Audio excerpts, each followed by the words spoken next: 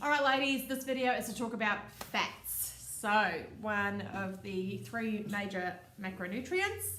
So, fats, in a nutshell, are 9 grams per calorie, which is fantastic for us because we can have a little bit of fats in all of our meals and feel fuller for longer. So, good sources of fats are things like your avocados, your nuts, soft cheeses are really good.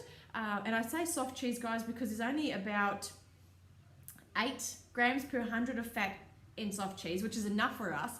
If we go on the other side and we go to hard cheeses, they're like 40 grams of fat per 100, which is a bit of an overkill with that. So any of your soft cheeses like feta, bocconcini, cottage cheese, ricotta, things like that, go for gold on them, they're fantastic. So we need to ingest fats into our system. We can't just get them. And that is the fats of omega-3. So omega-3, if you don't know, comes from seafood, and that is the main fat that we don't make. So we need to get it somehow.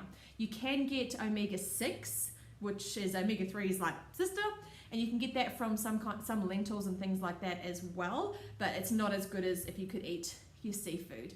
Salmon is the best one for your omega-3s, or tuna or things like that. It could be fresh, it could be in a tin, doesn't matter. But you can also get your omega-3s and stuff like that from other seafoods like prawns, but it's not as fatty, but in a good way. So, because fats keep us fuller for longer, we do recommend that you eat them with every meal. So, an example with breakfast, have some avocado, okay?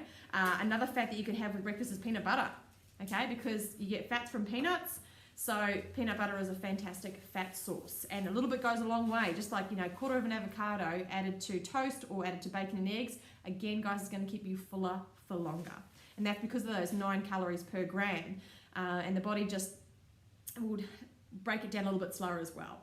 Talking about the body breaking down, fats are unfortunately though one of those things that we store fat quite easily, so we do have to be careful with how much we eat. So if the body doesn't use it, it is going to store it as fat stores. So we need to be careful there that you don't overeat on the fats. And that comes down to then as well, what kind of fat. So you've got your mono, your poly, your saturated, and your trans. Those are the 4 main ones. There are so many different types of fats out there, but those are the 4 ones that we want you to know about. So your mono-unsaturated fats, have you ever heard of the Mediterranean diet? That's those ones. So mono and polyunsaturated fats are in most research the top ones. Then you've got your saturated fats, which a couple of years ago were a big no-no. Everybody hated saturated fats, but the times have kind of changed. So knowledge now in nutrition land is saying that saturated fats aren't actually as bad as what we were told and what we believed they were. So there's a lot more products now that are actually promoting the fact that they have some saturated fats in them because, like I said, they're not as bad. They have been proven now to not do the damage that we thought they did to our arteries and stuff like that a few years ago. But if you want more on that, I would suggest talking to a dietitian or a nutritionist. Me being your nutritional coach, I know a lot, but it's all that sort of first tier and maybe the second tier. Then you've got your trans fats, right? So they are like your deep fried stuff, which we do want to avoid. You can get, deep fried stuff at home that you can pick what oils and stuff and fats you use, but anything deep fried, guys, you should be thinking, I might just leave that alone. So that's your trans fats. So you've got your mono and polyunsaturated fats, which are the ones we want to get. So they're all like the Mediterranean, things like that, olives, avocados, nuts, things like that. Sun-dried tomatoes, they're pretty good in a small dosages. And then you've got saturated fats, which we just talked about, that aren't as bad as what we thought they were. Saturated fats tend to be in things like your pastries and your cakes and things like that. Now, I'm not saying you can go out and eat pastries and cakes, but those are the kind of fats that are in those kind of things, are saturated. And then you've got your trans fats, which we kind of want to avoid altogether. So when we talk about cooking oils, which are obviously your fat, there's a few different things you can cook with. So there's butter.